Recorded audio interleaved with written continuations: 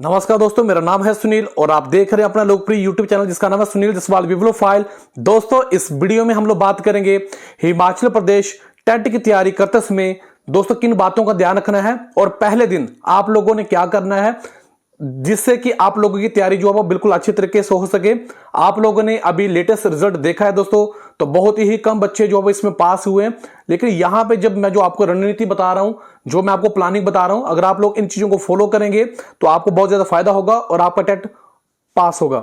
यहां पे बात करते हैं दोस्तों, किसी भी एग्जाम की तैयारी करने से पहले उसका दोस्तों जो पहला दिन होता है वो बहुत ज्यादा इंपॉर्टेंट होता है। पहले दिन में आप लोगों को देखना पड़ेगा कि आपने कितना पढ़ना है, कितना नहीं पढ़ना है, और दोस्तों इसके बारे में हम लोग यहां पे डिटेल में चर्चा करेंगे। दोस्तों सबसे पहले शुरुआत जब आप पहले दिन की कर रहे हैं तो सबसे पहले आप लोगों को लक्ष्य निर्धारित करना पड़ेगा। आप लोगों को अपना गोल डिसाइड करना पड़ेगा। आप लोगों को यहां पे दोस्तों जो भी आप लोग अपना लक्ष्य तय करते हैं उसको आपने लिखना है।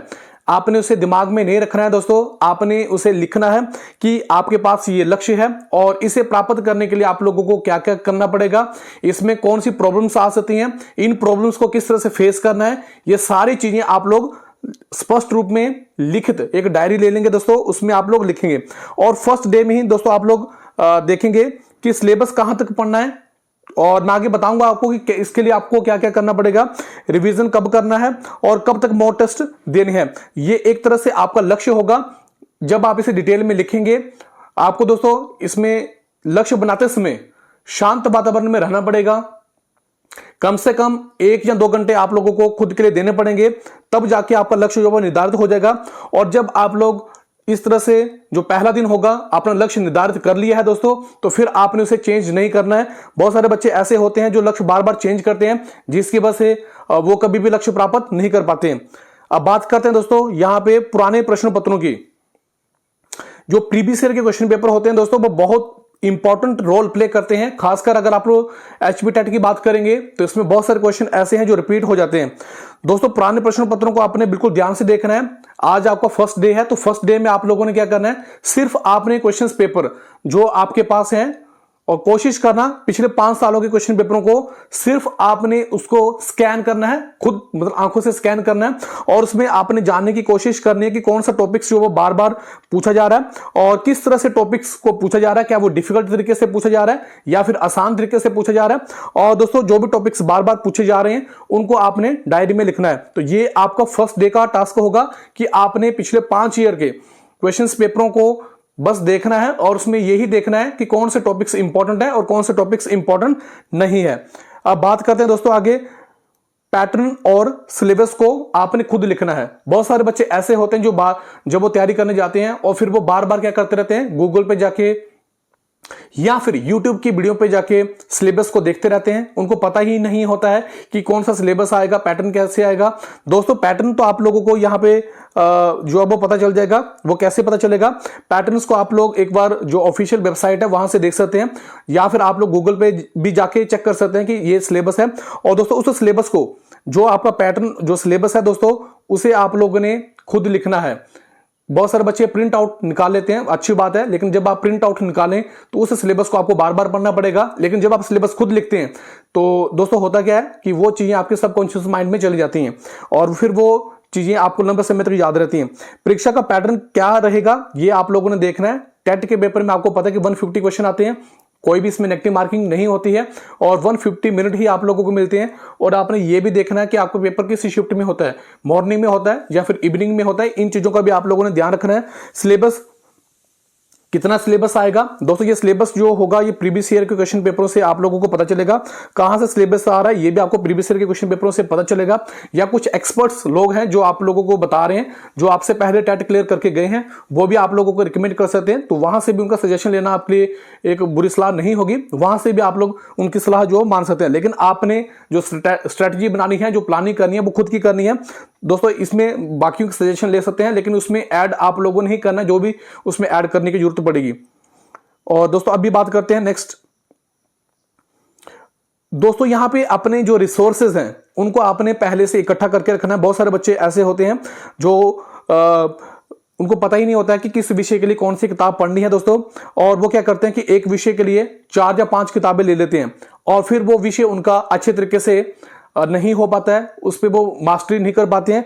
तो आप लोगों ने क्या करना है कि कौन सी किताब लेनी है, किस विषय के लिए कितनी किताबें पढ़नी है, ऑनलाइन रिसोर्सेज का भी आप लोगों ने ध्यान रखना है। बहुत सारे बच्चे ऐसे करते हैं कि वो बहुत सारे यूट्यूब चैनल को फॉलो कर लेते हैं, जिसकी वजह से वो एक भी चैनल को अच्छे तरीके से जो फॉलो नहीं कर पाते हैं, उस पर वो रिलायबल नहीं हो पाते हैं, जिसकी वजह से दोस्तों बार बार शिफ्टिंग करने की वजह से उनका फोकस, उनकी कंसंट्रेशन, उनका कॉन्फिडेंस लूज हो जाता है। तो आप लोगों ने ये पहले से ही जो आपके पास डायरी है वहां पे ये कॉलम बनाना है आप लोगों ने कि आपने कौन सा YouTube चैनल फॉलो करना है, किस सब्जेक्ट के लिए, जैसे HPGK के लिए आपने कौन सा चैनल फॉलो करना है, हिस्ट्री के लिए आपने कौन सा चैनल फॉलो करना है, या फिर आप जो किताब पढ़ रहे हैं, जैसे कि मैं आपको सोशल साइंस के बारे में बता देता हूं। जैसे मान लो आप लूसेंट की बुक पढ़ रहे हैं, तो लूसेंट की बुक के लिए कौन पढ़ा रहा है, कौन अच्छी तरीके से पढ़ा रहा है, किसका कंटेंट अच्छा है, किसका कंटेंट पेपर में आता है, ये सभी चीजों का आप लोगों ने पहले दिन ही देखना है दोस्तों। ये आपको लग रहा है वीडियो थोड़ा लंबा बन रहा है, लेकिन आपको ये लग रहा है कि ये बहुत ज्यादा काम है, ये बिल्कुल भी ज्यादा काम नहीं है। हो सकता है कि इसमें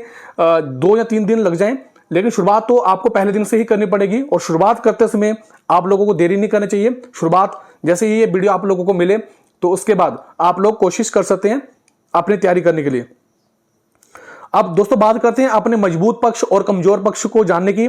बहुत सारे ऐसे स्टूडेंट्स हैं दोस्तों जिनको अपने बारे में ही नहीं पता होता है, उनको दूसरों के बारे में बहुत ज्यादा नॉलेज रखते हैं वो। लेकिन दोस्तों यहां पे सबसे इंपॉर्टेंट चीज जो निकल के आती है, खुद का विश्लेषण करना, खुद का एनालिसिस करना कि आपके पास कौन से पॉजिटिव पॉइंट हैं, कौन से नेगेटिव पॉइंट हैं, कितना आप लोग अपने आप पर विश्वास रखते हैं। इन सभी चीजों को आप लोगों ने देखना है। और दोस्तों यहां पे ये भी देखना है कि कौन सा सब्जेक्ट आपका कमजोर है और किस सब्जेक्ट में आपकी पकड़ जो है वो दोस्तों मजबूत है। जिस विषय में आप लोग कमजोर हैं उस विषय पे आप लोगों ने अच्छे से टाइम देना है। बहुत सारे बच्चों का CDP जो है वो कमजोर रहता है, और कुछ बच्चे ऐसे भी होंगे जिनका CDP अच्छा रहेगा, और कुछ बच्चे ऐसे होंगे जिनका इंग्लिश कमजोर होगा, और कुछ बच्चे ऐसे होंगे जिनका इंग्लिश ठीक होगा। तो जिनका भी इंग्लिश अच्छा है या जिनका इंग्लिश अच्छा नहीं है, वो अपने मजबूत पक्ष और कमजोर पक्षों को ध्यान में रखते हुए उस सब्जेक्ट को उतना टाइम देंगे तो ये आपके लिए काफी ज्यादा इंपॉर्टेंट रहने वाला है। अब बात करते हैं दोस्तों NCERT किताबों का कितना रोल रहेगा, क्या उनको पढ़ना चाहिए या फिर नहीं पढ़ना चाहिए।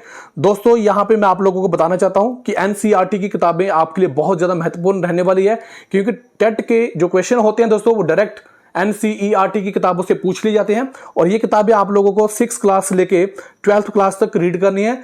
यहां पे मैं HP टेट आर्ट्स की बात कर रहा हूं, तो आप लोगों को 6th क्लास से लेके 12th क्लास तक जो वो किताबें पढ़नी है, जिसमें आप लोगों को सोशल साइंस की 6 से 12 तक पढ़नी है, साइंस की 6 से लेके 10 तक पढ़नी है, और जो आपके पास इकोनॉमिक्स है उसमें 9 से लेके 12 क्लास तक आप लोग जो वो किताबें पढ़ सकते हैं।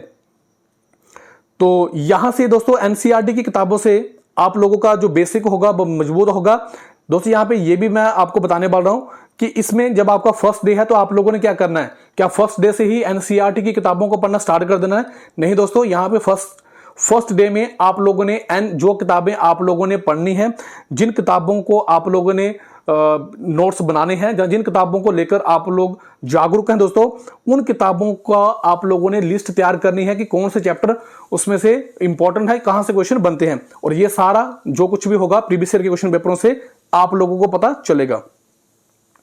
अब दोस्तों बात करते हैं शुरुआत कैसे करें। शुरुआत छोटी करें, क्यों करें?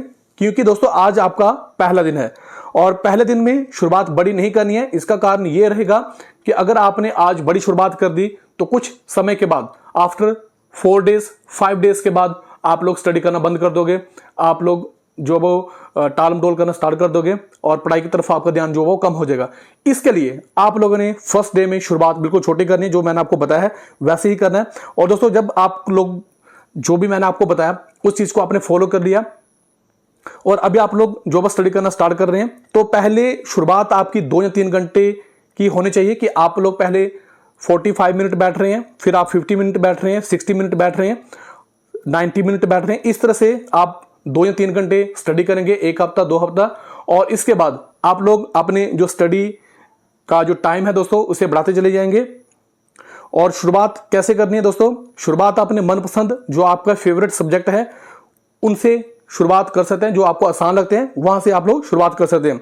धीरे धीरे पढ़ाई के घंटे को भी दोस्तों आप लोगों ने बढ़ाना है, शांत माहौल में पढ़ाई करनी है, और सबसे इंपॉर्टेंट चीज रोजाना पढ़ना है। कंसिस्टेंट होकर ही आप लोग जो वो पढ़ाई करेंगे, रेगुलर बेसिस पे ही पढ़ाई करेंगे। आपने 50 दिन पढ़ना है, 60 दिन पढ़ना है, ये सब कुछ आप लोगों को तय करना पड़ेगा, पहले दिन से ही तय करना पड़ेगा। हर विषय के लिए दोस्तों आपको प्लानिंग करनी पड़ेगी, चाहे वो सीडीपी है, चाहे इंग्लिश है, चाहे जीके है, या फिर आपका जो सब्जेक्ट रिलेटेड है उससे।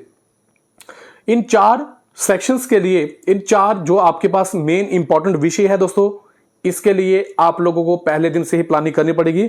और दोस्तों यहां पे सबसे इंपॉर्टेंट चीज, आप लोगों को यह विश्वास रखना पड़ेगा कि इस बार आपका टेट जो पास हो जाएगा। तो यहां पे मैंने आप लोगों को जो भी बताया दोस्तों, अगर आप लोग इन चीजों को फॉलो करते हैं तो आपका 100% टेट जो पास होगा। जिसमें कि पहले आप लोगों को लक्ष्य जो है वो निर्धारित करना पड़ेगा, प्रीवियस ईयर के क्वेश्चन पेपरों को देखना पड़ेगा दोस्तों, आपने मजबूत पक्ष और जो आपके वीक पक्ष हैं उनको देखना पड़ेगा, रिसोर्सेस कौन से आपने यूज करने हैं ये भी आप लोगों को देखना पड़ेगा। दोस्तों शुरुआत कैसे करनी है, शुरुआत भी आपकी छोटी होनी चाहिए, और आपने कैसे कैसे दोस्तों आगे की तरफ बढ़ना है, और किन चीजों को ध्यान रखना है, कौन सी मिस्टेक्स हैं जो आप लोगों को नहीं करनी है, वो सारी चीजों को ध्यान में रखते हुए ही आप लोग अगर आप तैयारी करते हैं तो इस बार आपका टेट हमें पास होगा, 100% पास होगा। तो दोस्तों ये आज का वीडियो था। फिर भी अगर आपके मन में कोई प्रश्न है तो कमेंट बॉक्स में जरूर टाइप करें। दोस्तों ये वीडियो आपको कैसा लगा, आप अपनी राय कमेंट बॉक्स में जरूर बताएं। आप लोगों ने मुझे इतना समय दिया, आप सभी का बहुत बहुत धन्यवाद। थैंक यू वेरी मच दिल से।